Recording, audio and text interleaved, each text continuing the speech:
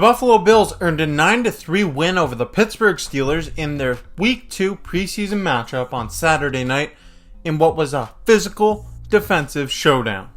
Welcome back to the Bills Bunker. I'm Jake Varco, and today I want to talk to you about the Week 2 preseason matchup between the Buffalo Bills and the Pittsburgh Steelers. And you're probably thinking to yourself, oh, great, a preseason breakdown video. This is where the fun begins. Oftentimes these games in the preseason are referred to as meaningless games, but they do carry some significant information as we lead up into the new regular season. And in this video, I'm going to do the best I can to break down all the information that we gathered from last night's game. But before we do that, I'd like to take a moment to encourage you to click subscribe. Stay tuned for more content coming your way. All throughout the season, I'll be at every home game for the Buffalo Bills, and I'll be at some road games as well, gathering and releasing so much great content all season long. Click subscribe if you haven't yet. Click like. Leave your thoughts about this game in the comment section down below as well. It is just the preseason, but this was a big bounce back effort for the Buffalo Bills, who really had a tough week leading up to this game as they got thumped by Chicago in their preseason opener, and they lost star linebacker Matt Milano earlier in the week after he sustained a bicep injury. And this game was a tough win that the team earned in what Sean McDermott called a physical game. Yeah, physical game. Thought defense really showed up. Special teams did some good things. A physical game it was indeed. And the Bills defense showed up to play, doing so against Russell Wilson and Justin Fields. Right from the very get-go, the Bills visibly had better energy than they did last week as the defense consistently provided stops. Most notably, Greg Rousseau stood out looking like a beast as he was a disruptor with 2.5 sacks in a limited period of playing time. Another standout from the defense was linebacker Joe Andreessen, who was all over the field, leaving his mark on the game by recording 7 total tackles. In the absence of Matt Milano, the Bills need linebackers to step up to help fill that massive void, and both Andreessen and veteran linebacker Deion Jones look poised to take a swing at this challenge. Offensively speaking, the Buffalo Bills didn't do very much to impress, but don't worry about that too much because they were without Josh Allen for this one, as he understandably sat out due to the weather and an increased risk of injury. This provided Mitch Trubisky with another opportunity to impress, which he did just the opposite of. Trubisky looked lost out there, which you wouldn't know if you just looked at his stat line from this game because he completed 9 of 3 passes for 86 yards with an interception. Obviously, the Bills are blessed to have Josh Allen at quarterback, but even still, Mitch Trubisky as your insurance policy behind him is really starting to grow as a concern for Bills Mafia, and understandably so. The running backs, on the other hand, they did a lot to impress in this game, as a number of different backs got their opportunity to shine, with Ben DiNucci providing a ton of handoffs.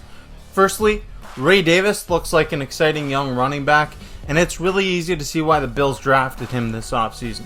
He's someone that can be expected to make an impact on this team in 2024 behind James Cook, who also saw a limited workload in this game. Frank Gore Jr. finished the game averaging over 5 yards per carry with 8 rushes for 41 yards, and he has a lot of promise for someone who's an undrafted back that carries a legendary name on the back of his jersey. He runs similar to the way that his dad did, but to actually expect him to have the same type of career as the Frank Gore is a really, really large ask, and it's just unfair for him. Darrington Evans also got in on the action from Buffalo's backfield, as he is another runner that carried the rock 7 times for 37 yards. All of these backs in Buffalo really seemed to impress in this game, and it looks like the Bills are going to have some tough decisions to make at the position, but luckily for them, that is a good problem to have.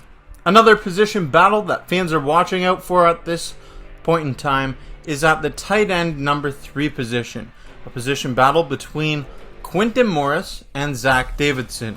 Morris, he's been on the team over the last 2 years, and that probably gives them an advantage in this battle. He hauled in a pair of grabs for 20 yards in this game, while his competition, Zach Davidson, had one really nice 27-yard catch that caught the eyes of everybody watching.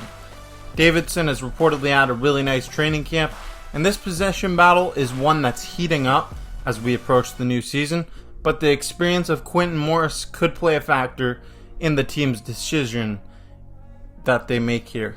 On special teams, Tyler Bass went a perfect 3 for 3 on field goal attempts, and the Bills got the win on his back.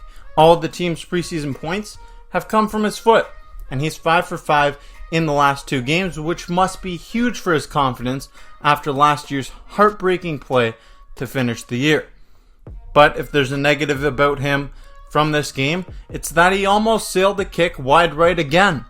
But hey, he finished 3 for 3.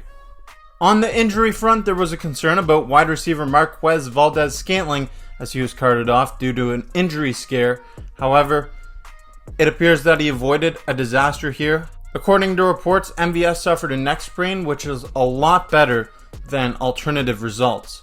The Bills appear to have dodged a bullet here, but I don't have a timeline for his return. All in all, this was a solid performance from the Bills, especially on the defensive side of the ball. That defense balled out, and they did it against 2 quarterbacks that can start in this league. For that, there should be a lot of reason to regain optimism and positivity. Sure, we haven't seen anything from the offense, but we've seen a very limited workload from Josh Allen in the preseason. The Bills are back in action next Saturday for their final preseason matchup at home against the Carolina Panthers, and they'll hope to get another win and carry some of that momentum and that good spirit into the regular season. And that concludes my breakdown and my takeaways from this Week 2 preseason game between the Buffalo Bills and the Pittsburgh Steelers. I just mentioned that the Bills will be back in action next Saturday to face off against the Carolina Panthers. I will be there, and I'll have plenty of content being released from that game. I'll be doing my interviews with fans, my reaction video to a preseason game, and so much more. Stay tuned for all that great content coming your way all season long. If you haven't yet, click subscribe, and I want to know, what was your biggest takeaway from this game that we just watched? Let me know in the comments below. Thanks for watching. Go Bills.